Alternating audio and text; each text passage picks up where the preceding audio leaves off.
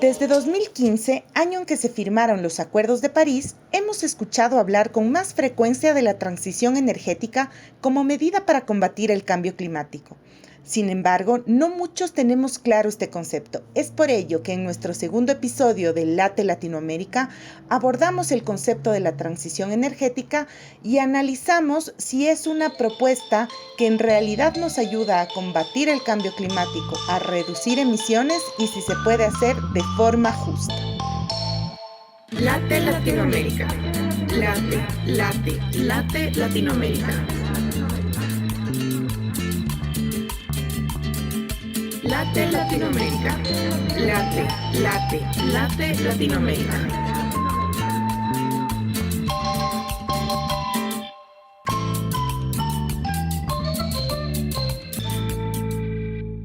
Late Latinoamérica, un podcast dedicado a profundizar sobre las distintas realidades, culturas y problemáticas que afronta la región.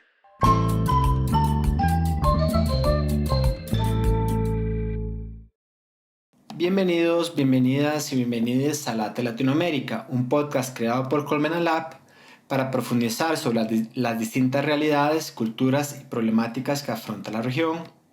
Mi nombre es Fabio Víquez, soy cofundador de Colmena Lab y les estaré acompañando a recorrer Latinoamérica a través de este podcast. Hola, soy Violeta Sánchez, también soy cofundadora de Colmena Lab y junto a Fabio les llevaremos a internarse en la región para conocer las problemáticas de primera mano.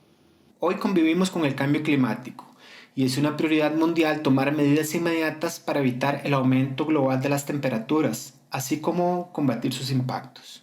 En este episodio vamos a profundizar sobre una de las principales estrategias globales para combatir la crisis climática, la transición energética. En este segundo episodio, titulado La mentira de la transición energética, hablaremos sobre el proceso de México y la construcción de la central fotovoltaica de Puerto Peñasco, en Sonora, la más grande de Latinoamérica. Asimismo, analizaremos las implicaciones que tiene su construcción y operación para el pueblo indígena Tohono O'odham, conocidos como los habitantes del desierto. En este episodio tendremos dos partes en las que conversaremos con Carlos Tornel, profesor, investigador y candidato a postdoctor en Geografía Humana por la Universidad de Durham en Inglaterra, especialista en la investigación de los procesos de transición, justicia y soberanía energética. También contaremos con la participación de Matías Valenzuela, vocero del Consejo Superior de Ancianos del Pueblo Tohono O'odham de México. Además, es el hablante más joven del idioma ancestral de su pueblo y es también promotor cultural y cantante tradicional tohono. Desde 2015, año en que se firmaron los Acuerdos de París, hemos escuchado hablar con más frecuencia de la transición energética como medida para combatir el cambio climático, por lo que nos gustaría iniciar este episodio definiendo brevemente en qué consiste la transición energética y explicando por qué es tan importante abordar este tema desde diversas perspectivas. Cuando hablamos de transición energética, nos referimos al conjunto de cambios en los modelos de producción, distribución y consumo de energía para evitar el aumento de las emisiones de gases de efecto invernadero que agravan la crisis climática. Sin embargo, de acuerdo al criterio de varios expertos, la transición energética es un proceso centrado únicamente en la sustitución de tecnologías y materias primas, es decir, en el paso de los combustibles fósiles a las fuentes renovables, sin cuestionar las estructuras que siguen fomentando el extractivismo a través del uso de minerales cada vez más raros y más complejos de extraer. Mientras el norte global promueve políticas de descarbonización que apuntan a la implementación de tecnología para impulsar la transición energética, el sur global y Latinoamérica enfrentan un aumento de operaciones extractivas mineras y sus consecuencias, tales como aumento de las concesiones y actividades de extracción legales e ilegales, aumento de la deforestación y pérdida de biodiversidad, así como diversos problemas sociales asociados al despojo del territorio y la colonización de las comunidades.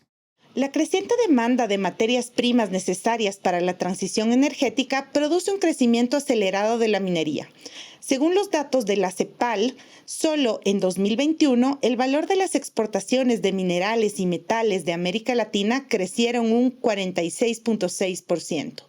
Para el investigador Carlos Tornel, este crecimiento acelerado hace que los gobiernos de Latinoamérica destinen zonas de sacrificio en pos de aprovechar las oportunidades de crecimiento y desarrollo ligadas a los mercados internacionales. Desde el desierto de Sonora en México hasta la Patagonia chilena o Argentina, pasando por las cumbres de los Andes y el corazón de la Amazonía, Latinoamérica se está convirtiendo en la zona de sacrificio de la que se extraen los minerales necesarios para la anhelada transición energética. México no es la excepción. Este país planea tener la mayor central fotovoltaica de Latinoamérica, que compromete aproximadamente 2.000 hectáreas de desierto, 2 reservas naturales, una reserva de la biosfera, un sitio Ramsar y la vida del pueblo Tohono O'odham.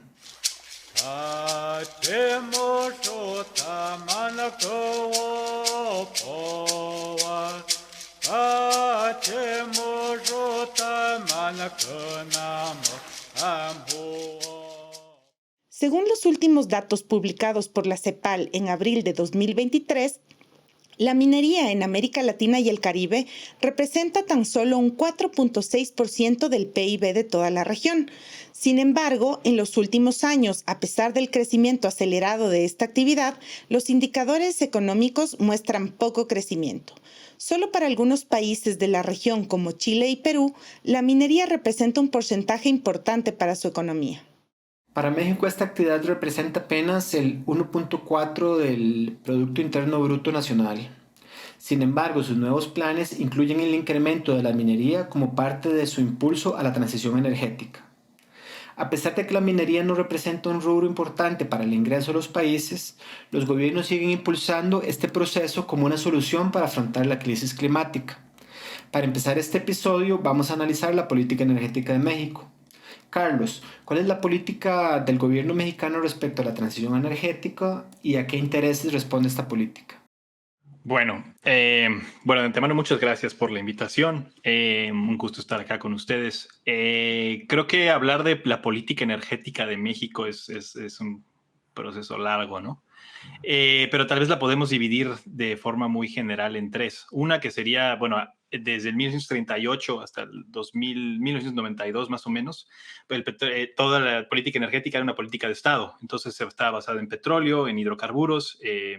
México era uno de los principales productores de petróleo en los 70s, en los 80s.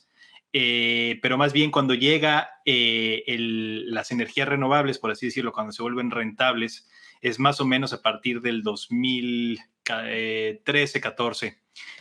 Coincidentemente, México pasa una reforma energética en ese momento, una reforma constitucional, en México se le llama reforma energética, y lo que hace es integrar o abrir un espacio para integrar estas nuevas tecnologías que son como la solar y la eólica, pero lo hace a través de un modelo de libre mercado. Propone un proceso de subasta en donde el mejor postor, o sea, quien puede producir energía más barata, ellos no dicen solar o eólica, simplemente dicen quien produzca energía más barata, le damos la concesión. Hacen unos mapas, hacen un sistema de mapeo de todo el territorio en México y dicen aquí hay potencial solar, aquí hay potencial eólico, entonces venga, ¿no? Que lluevan las aportaciones de las empresas, de quien quiera hacer los proyectos. Y pues de estas hicieron 3 de estas subastas y ganaron en casi todas, asignaron proyectos solares y eólicos. Cuando llegan esos proyectos, todos son megaproyectos. Entonces, lo que hacen es borrar lo que hay en el territorio para imponer, digamos, este nuevo modelo basado en la extracción de esta nueva fuente de energía. Lo cual pues, ha sido criticado fuertemente en su carácter de qué tan renovable, sostenible es. Podemos entrar tal vez más adelante a esta discusión de si realmente hay energías renovables. Yo diría que no en el modelo como se está promocionando. Y lo que hizo fue generar una resistencia territorial fuerte en México, como en el resto del continente, aunque cada país, cada región ha tenido una gestión distinta, pero casi todos por el libre mercado y bajo el modelo del desarrollo. Entonces, esto lo que propició fue como conflictividad social importante, resistencias, pérdida de biodiversidad, malas formas de gestionar el territorio, el paisaje, la biodiversidad. ¿Por qué? Porque, como les digo, llegaban los paneles, quitaban todo del lugar y decían aquí va a haber energía solar y todo lo que había ahí antes se borra, se elimina, ¿no? Entonces es un sistema muy dialéctico de cómo opera la transición energética. Ver que hay potencial de explotación, de extracción, y si es solar, eólico, avanza con esa nueva tecnología, y si había algo más en el territorio, había patrimonio biocultural, siembras tradicionales, formas de cultura basadas en ese espacio, no importa, lo que hay que hacer es extraerlo. Pero ahora, tal vez el último cambio surge en el 2018, cuando llega el gobierno de Andrés Manuel López Obrador, y Andrés Manuel López Obrador, desde su campaña desde su campaña presidencial, había pues expresado dudas de los modelos, de la forma en la que esos contratos se habían firmado con las empresas privadas, porque casi todas las energías renovables, entre comillas, en México eran a través de un modelo de autoabasto, o son de un modelo de autoabasto, es decir, las compañías producen energía renovable para satisfacer sus propias necesidades y luego lo demás lo inyectan al sistema y demás, ¿no? Entonces había una percepción de que pues habían hecho de forma truculenta, opaca, difícil de medir y con impactos importantes. Entonces Andrés Manuel cancela el modelo de subastas que se había impuesto anteriormente y simplemente deja de promover el modelo de uso de energía renovable total, ¿no? Mucho de la crítica que se hizo en su momento fue decir, bueno, está bien que detengan este modelo de extractivo, de expansión a gran escala de grandes proyectos, pero impulsemos proyectos colectivos comunitarios a menor escala para el beneficio directo de hogares, de comunidades, de personas. Eso tendría una utilidad, un impacto distinto. Eso jamás se hizo. Más bien lo que se hizo fue decir, no más energías renovables, más bien vamos a fortalecer a Pemex y a la Comisión Federal de Electricidad a través de una política de soberanía energética o de seguridad nacional. Y esto lo único que ha hecho es pues ha reafirmado el hecho de que México continúe explotando y extrayendo hidrocarburos. Ahora los vamos a procesar más porque Andrés Manuel también está construyendo una mega refinería que va a procesar unos 340,000 barriles de petróleo al año. Entonces estamos hablando estamos hablando de un montón de producción de refinados de petróleo asociados a la extracción. Y pues estamos entonces volviendo a un modelo basado en los combustibles fósiles, en la dependencia absoluta en los combustibles fósiles sin pensar en un modelo de transición. Entonces, si me preguntan cómo es la política actual, yo diría que no hay. El proyecto específico de Sonora, que es el que vamos a hablar, es en realidad un interés geopolítico que surge de Estados Unidos, porque si no fuese por la insistencia, ¿no?, de los Estados Unidos, John Kerry fue a México varias veces a presionar a Andrés Manuel López Obrador y a su gobierno de hacer algo de energía, entre comillas, renovable. La política de este gobierno ha sido completa y absolutamente basada en los combustibles fósiles y en la soberanía energética. Un artículo publicado en el diario El País da cuenta de la intención del actual presidente de México, Manuel López Obrador, para utilizar los recursos mineros de Sonora a través de un plan a largo plazo que pretende aprovechar su posición ventajosa de nearshoring con Estados Unidos para convertir a Sonora en una potencia de producción energética. Este plan no solo incluye la construcción de la central fotovoltaica, sino que busca ampliar las operaciones mineras y petroleras, construir nuevos puertos, centros de innovación, plantas de producción, carreteras y otras obras de infraestructura. Claramente el desarrollo de este plan no está en función de México o de la población de Sonora, sino que pretende alimentar a las corporaciones que demandan grandes cantidades de energía, así como nuevos minerales. Por ejemplo, en 2020, la empresa minera canadiense Bacanora Lithium declaró que en Sonora existen reservas comprobadas de litio que abarcan aproximadamente 3,5 millones de toneladas. Esto representa más de 40 veces la cantidad de litio que se consumió en todo el mundo en 2019. De acuerdo a las declaraciones de la empresa, la extracción de este mineral es lo suficientemente rentable como para que la compañía, cuya concesión tiene el tamaño de unos 100,000 campos de fútbol y una duración de 50 años, esté planeando quedarse en México los próximos 3 siglos. Asimismo, del lado de Arizona, muchas empresas han anunciado la apertura de nuevas operaciones basadas en el potencial energético del desierto. Por ejemplo, Tesla, que anunció el inicio de un nuevo megaproyecto en Arizona que empezará su funcionamiento en 2024 y constituirá el sistema de almacenamiento de energía más grande del estado. Intel invirtió alrededor de $20.000 millones en la construcción de 2 nuevas plantas en Arizona, que iniciaron su funcionamiento en enero de 2023 y comenzarán la producción de insumos en 2024. Estas nuevas inversiones en Arizona estiman el inicio de su producción al mismo tiempo que las operaciones de la planta Cerro Peñasco. Carlos, ¿cómo México pasa de negar los modelos de transición energética a construir la planta fotovoltaica más grande de Latinoamérica? Claro, pues bueno, es una pregunta muy buena, ¿no? Parece que surge de la nada y un poco sí, un poco sí surge de la nada. Como decía, tiene que ver con un interés geopolítico de Estados Unidos. Si ustedes ven cómo Estados Unidos ha empezado a tener problemas con China, casi todos asociados a militarismos, ¿no? Que tiene que ver con la presencia de Estados Unidos en el Pacífico, en toda esa zona, conflictos territoriales, ¿no?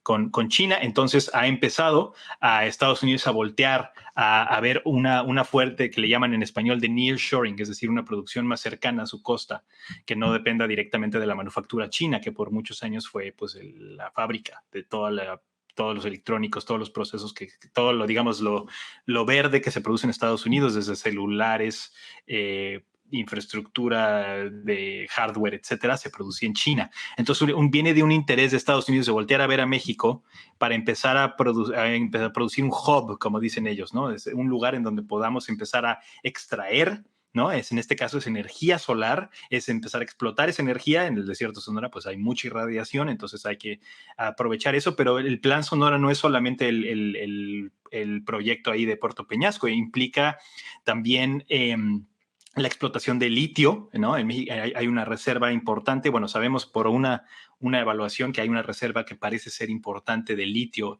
en Sonora. Entonces el presidente, por ejemplo, nacionalizó el litio y ahora lo que se busca es pues explotar ese litio, aunque eso algo también es una apuesta un poco complicada porque la mayoría de las formas en las que se explota el litio es por salinas o por roca. En México es arcilla y hasta ahora eso no es económicamente viable. Casi toda la producción mundial es en roca o en salinas, entonces es poco rentable. Tendría que haber una gran inversión, la cual pues es poco probable que la haga el Estado mexicano. Seguramente va a venir con un contrato público-privado, ¿no? Entonces, bueno, es importante mencionarlo porque es básicamente esta reorganización del territorio de todo el estado de Sonora, que es algo que el gobierno de Andrés Manuel López Obrador ha hecho en todo el país. O sea, estamos hablando del corredor interoceánico, del Tren Maya, de la refinería. Todos son proyectos de transformación regional que buscan integrar a México más fuerte al sistema capitalista, a su integración en el Tratado de Libre Comercio, el TEMEC, ¿no? Entonces, digamos, es parte de esta estructura. Y específicamente en la zona de Sonora, además del proyecto solar, de la planta de litio, están también hablando de una industria de vehículos eléctricos, es decir, para satisfacer los intereses pues, de gente rica en California que puede comprar Teslas y que puede comprar autos eléctricos. Eso para el conductor promedio en México, eso no es algo todavía viable, ni siquiera rentable, ¿no? Entonces estamos hablando de fábricas de semiconductores, reactivar puertos, etcétera, ¿no? Entonces, el plan Sonora es un poco basado en el interés de Estados Unidos de reorganizar el territorio para producir una nueva zona de producción que va a alimentar las necesidades y los intereses en el norte. Y pues México básicamente lo hace no solamente por un interés de obviamente vender, producir más, obviamente a corto plazo esto es empleo, esto es beneficio, desarrollo, entre comillas, para el territorio, pero lo hace con un costo enorme, ¿no?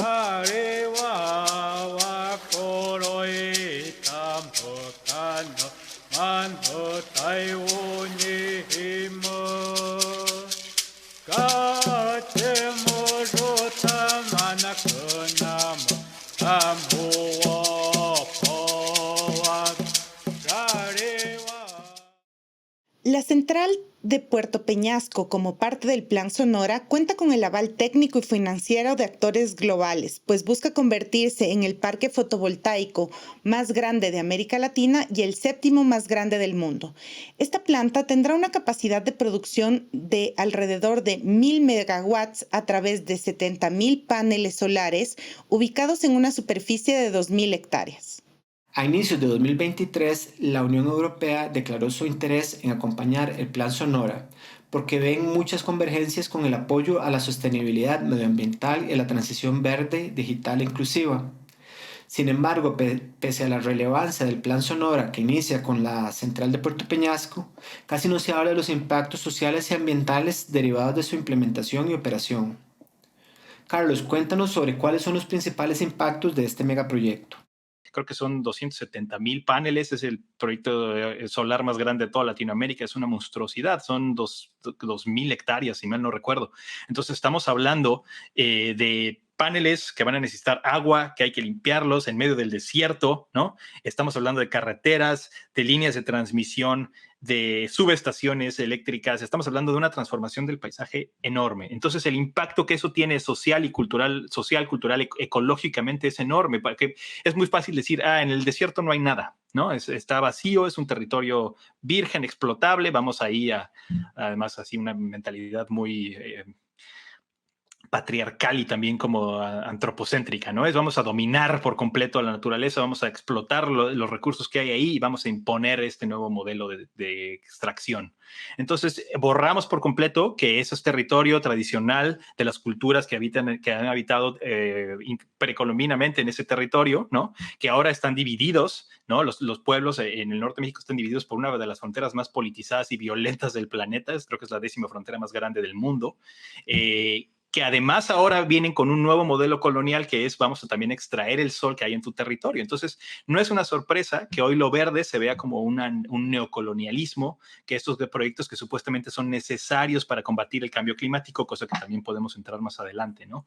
No son proyectos realmente renovables, ni son proyectos verdes, son proyectos que no está, o sea, México no está dejando de producir petróleo, ni está sustituyendo una energía contaminante, ¿no? La que sea, con este nuevo proyecto. Está simplemente adicionando una nueva fuente de energía a su matriz energética. Entonces es una neocolonización del territorio, es una imposición a esos nuevos con estas nuevas tecnologías a los territorios ancestrales culturalmente relevantes para los Tohono O'odham, por ejemplo. Ellos sabrán decir por qué esos territorios son culturalmente y espiritualmente relevantes, ¿no? Pero pues entiendo que son lugares donde hacían peregrinaciones para ir por sal, un componente fundamental de su cosmovisión. Entonces, si los eliminamos, ontológicamente estamos borrando, estamos haciendo un etnocidio, un etnicidio, ¿no? Es cognitivo. Estamos eliminando una forma de ser y de existir en el mundo y por lo tanto estamos propiciando un genocidio. Entonces, creo que tenemos que entender este tipo de políticas territoriales donde parece que no hay nada, que solo hay algo que aprovechar, que es una sola cosa, ¿no? Un recurso que explotar, pues en realidad son una forma de continuar y perpetuar un modelo colonial que en México sigue más vivo que nunca, ¿no? No tiene nada que ver que el gobierno sea supuestamente de izquierda o antineoliberal, simplemente está haciendo un refrito de lo que hicieron otros gobiernos, pero ahora con la excusa de que es renovable, de que es verde, de que es necesario para combatir el cambio climático, cosa que en lo absoluto es cierto. Muchas gracias, Carlos, por tus respuestas y por participar de esta primera parte del segundo episodio de Late Latinoamérica, la mentira de la transición energética. Seguimos conversando en la segunda parte. Muchas gracias a todas y todos por participar de este segundo episodio de Late Latinoamérica. Para seguir profundizando sobre más problemáticas de la región, visita nuestra web www.latelatinoamerica.org y sigue nuestras redes sociales. Encuentra también nuestros episodios en Simplecast, Spotify, Google Podcast y Apple Podcast.